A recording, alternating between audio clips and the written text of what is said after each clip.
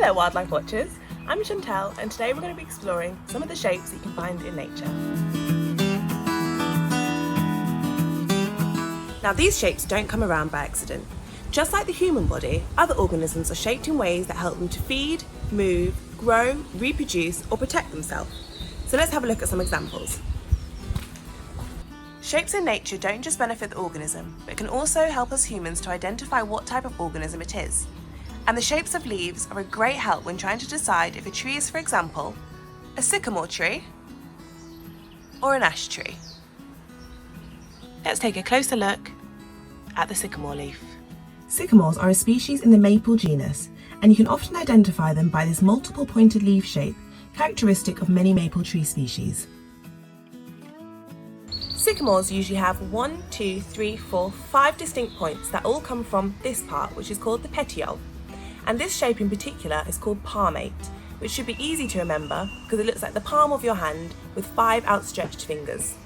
But why is it shaped like this? One of the reasons for their palmate shape is to create a large surface area to capture as much sunlight as possible to maximise photosynthesis. And that's not the only cool shape on a sycamore tree. Their seeds, which have already begun to develop, look like this, with the seed ball in the middle and 2 wings either side. The reason for their shape is so that they're aerodynamic, meaning that the seed will be carried away easily by the wind.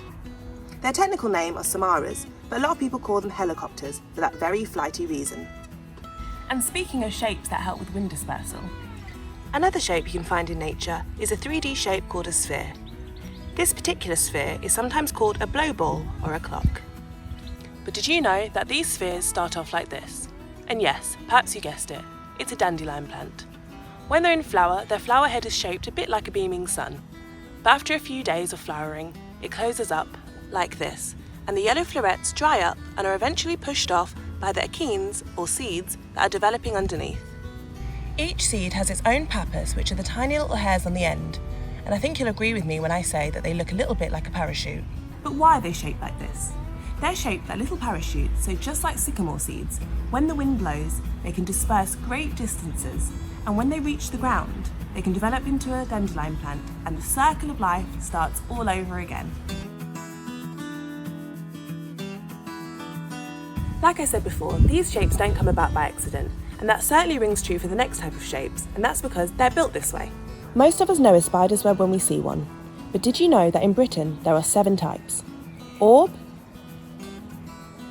sheet, tangle, funnel, lace, radial, and purse. They're all made by different types of spider, but all for the same purpose, to catch their dinner. Orb webs are typically built across potential insect flight paths, whereas funnel webs are mostly built amongst vegetation.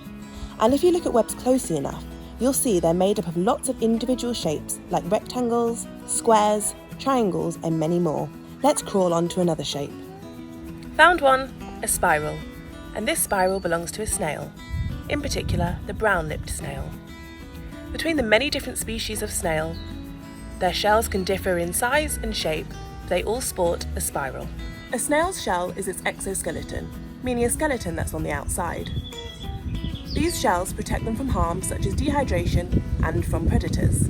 As a snail ages, the number of spirals increase, and like the circles or rings inside tree trunks, you can use the number of rings inside the shell to determine the age of the snail.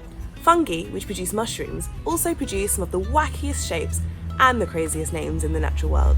Let's have a look at some of them. My personal favourite fungus is jelly ear fungus, and the clue is in the name because it's shaped just like a human ear and feels very much like jelly. You can typically find it growing on elder trees. And then you have chicken of the woods, which is made up of lots of wave-like brackets and typically grows on decaying trees like oak and cherry. Now I could sit here and go on and on and on about all the shapes in nature, but instead I'm going to challenge you to go out and discover all the shapes of nature that you can and share it with someone else. Thank you so much for watching today, and I hope your day shapes up to be absolutely brilliant. Bye!